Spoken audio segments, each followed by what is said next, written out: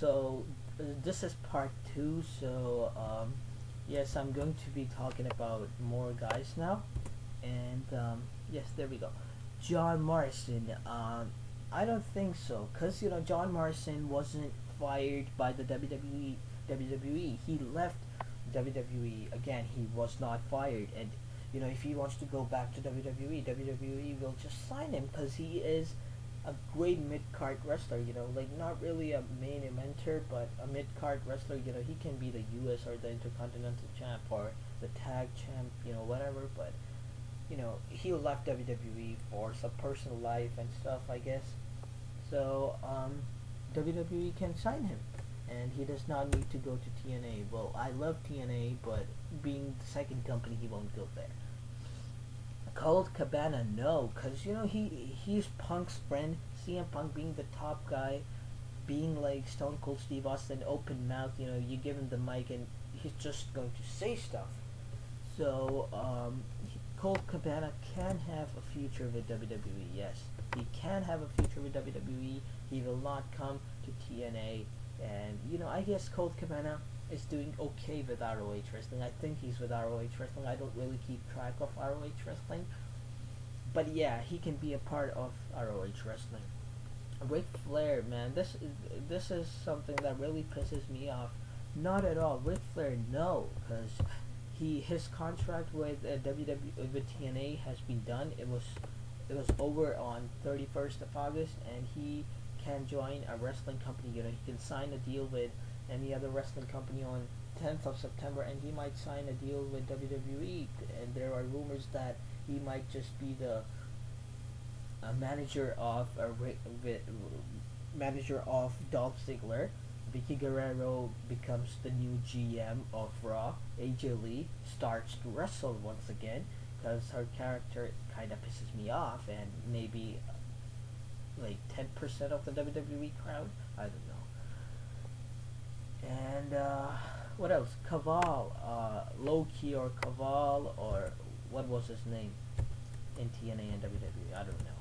But no, not Caval, because I heard one of his interviews, and in that interview he said the reason he left WWE. Remember when he said in NXT that I'm the man for some total non-stop action wrestling or whatever, or total non-stop action, or whatever he said about TNA wrestling.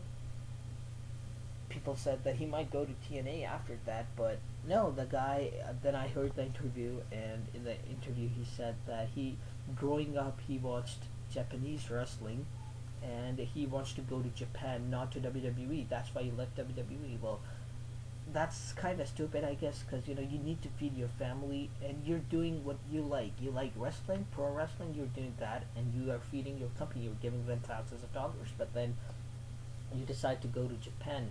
Okay, that's his decision, but he likes Japanese wrestling and he wants to stay there. And I guess he is the AJPW champion, world champion. It's all all Japanese pro wrestling or something like that. So he is the AGPW champion right now. So why would he come to TNA? David Hart Smith, he was kind of fat, and he can be one of the fat guys, and he was in the Ring King. So yes, David Hart Smith, again a part of the Hart family. People know him as David Hart Smith in WWE, respect him for being one of the Hart family members. Comes to TNA, gets kind of small pop. Abdul Bashir, or Divery, whatever, he was fired from WWE because of all the the terrorism and stuff. So I don't really want to talk about that, but yes, he can be a part of this because he said that Vince Russo did not like his guts. I was watching, I actually heard this interview, not watch. So he said that Vince Russo did not like his guts, the open speaker he was and the things he did, and Vince Russo never appreciated his character and stuff. But he was a former TNA star, a former TNA X Division champion. He was in Ring King. He is a former WWE wrestler. People know him as Abdul Bashir. He was one of the greatest heels in pro wrestling at the time. He was in WWE, and he had a feud with WWE with Undertaker. So yes, he could come back because Vince Russell is not in TNA anymore. It's Bruce or Price Pritchard, whatever. Bruce Pritchard. He is one of the judges in TNA Gut Checks. I think he is the talent relations guy plus the creative team director, or I mean writer. I don't know. Nunzio. He was a former WWE and ECW star. People know him as Nunzio. Comes back, gets a pop, and he was a young guy, so yes, he'll be okay in TNA, and he can be a part of the Aces and Eights. Trevor Murdoch, remember him, the guy with Lance Cade? And talking about Lance Cade, I just want to go really quick through this. I just came to know last month that the guy died of cancer or heart attack, so may his soul rest in peace. And Trevor Murdoch, he was in Ring King, and surely he can become, a part of the Aces and Eights. And again, fat guy. There's so many guys who are fat and can be a part of them. Trevor Murdoch, I can say that he is a part of the Aces and Eights, and he can be a part of them. And then talking about the long-haired guy, this is not something people have said. This is something that I think this might not happen. You can hate me for this, but not the other people I talked about, because that's what people said. This is what I say. Long-haired guy can be Ryan Ho or Hovey. He is the OVW TV champion. You can go on the OVWrestling.com rosters, but their roster.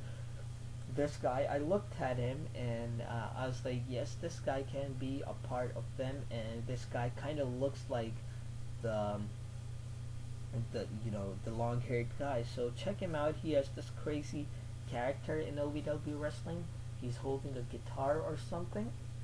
So if in his picture, if it's about a guitar, then Jeff Jarrett. Guitar reminds me of Jeff Jarrett. So it can be Ryan Hoey, the long-haired guy, and yeah, that's who I think can be a part of the Aces and Eights. Comment below about who you think can be a part of the Aces and Eights storyline. Thanks for listening to me. If you were listening till the end, because I wanted you to, because there are so many people I had talked about, and this took me a long time to make this video, and I'm sure it will take me more than 10, 15, 20 minutes to upload this video too. Thanks for listening to me once again, and please subscribe for more latest news, rumors, and my opinions on those news. Once again, please. Thanks for watching.